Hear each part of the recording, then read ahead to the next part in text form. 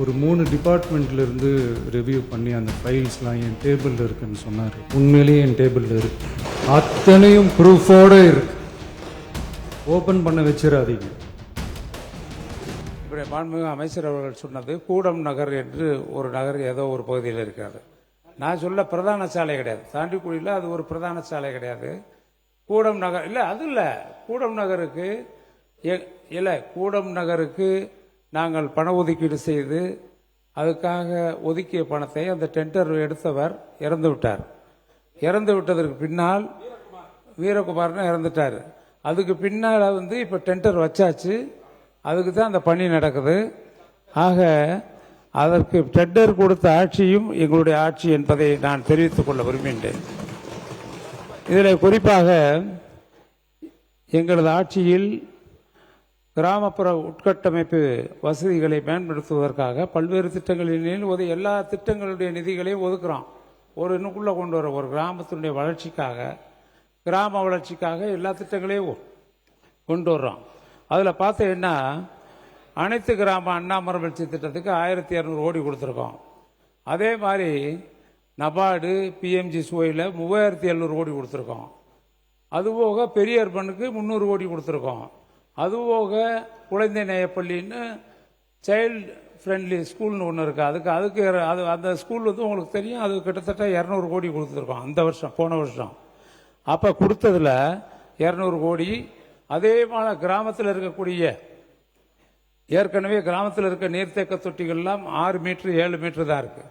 அதை 12 மீட்டர் ஆக்கி இதுவரை வரலாற்றில் இல்லாதவருக்கு வானத்தை பார்க்கின்ற அளவிற்கு ஏறத்தாழ 7500 மேல்நிலை நீர்த்தேக்க தொட்டிகள் கிராமப்புறங்களில் கட்டப்பட்ட ஆட்சி கடந்த கால ஆட்சி என்பதை நினைவுற விரும்புகின்றேன். அதில் கடந்த ஆண்டு 300 கோடி. அந்த 300 கோடி நீங்களாக தொடர்ச்சியாக பல்வேறு திட்டங்களின் மூலமாக புதிய நீர்த்தேக்க தொட்டிகள் கட்டது 300 கோடி. உயர்மட்ட பாலங்களுக்காக 800 கோடி கொடுத்துருக்கோம். இதுபோக ஊரக பகுதியில் உள்ள தெருக்கள் மற்றும் அந்த குறுகலான சந்தைகளுக்காக 350 கோடி கொடுத்துருக்கோம். ஊரக பகுதியில் உள்ள மண் சாலைகளை ஓரடுக்கு கப்பி சாலைகளாக மாற்றுவதற்கு 150 கோடி கொடுத்துருக்கோம். அதே மாதிரி கிட்டத்தட்ட அங்கே இருக்கக்கூடிய நீர்வளங்களை பாதுகாப்பதற்காக ஒரு 500 கோடி கொடுத்துருக்கோம். இது ஊராட்சி மன்ற கட்டடங்கள் கட்டுவதற்கு 157 கோடி கொடுத்துருக்கோம். அதுபோக நாமக்கு நாமே திட்டத்திற்காக 150 கோடி கொடுத்துருக்கோம்.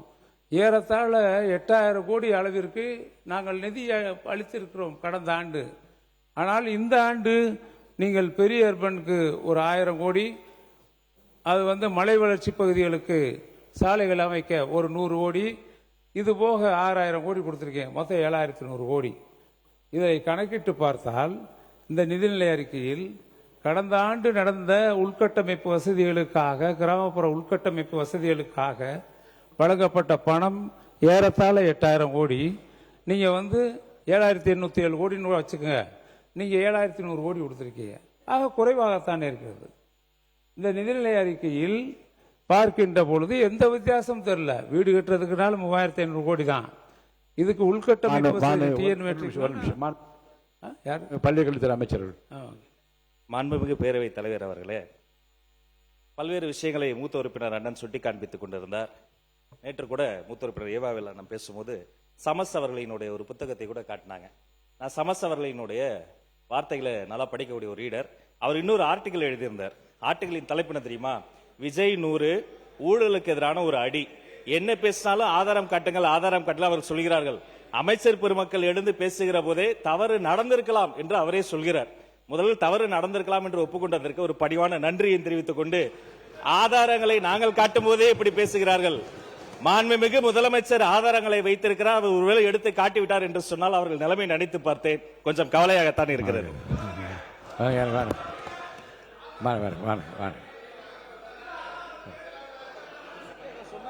ஆதாரம் ஆதாரம் மாண்புமிகு முதலமைச்சர் உட்காருங்க. மாண்புமிகு முதலமைச்சர் உட்காருங்க. உட்காருங்க. மாண்புமிகு முதலமைச்சர் உட்காருங்க. உட்காருங்க.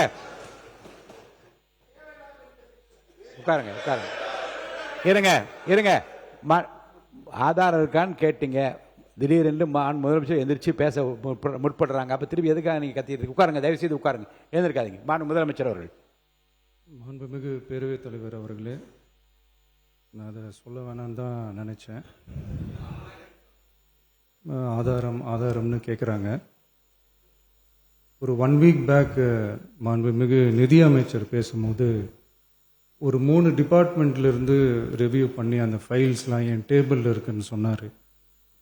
அது ஏதோ போகிற போக்கில் அவர் சொல்லலை, உண்மையிலேயே என் டேபிளில் இருக்கு. அத்தனையும் ப்ரூஃபோட இருக்கு. ஓப்பன் பண்ண வச்சிடாதீங்க. எப்போ ஓப்பன் பண்ணணுமோ அப்போ கரெக்டாக எல்லாமே ஓப்பன் ஆகும்.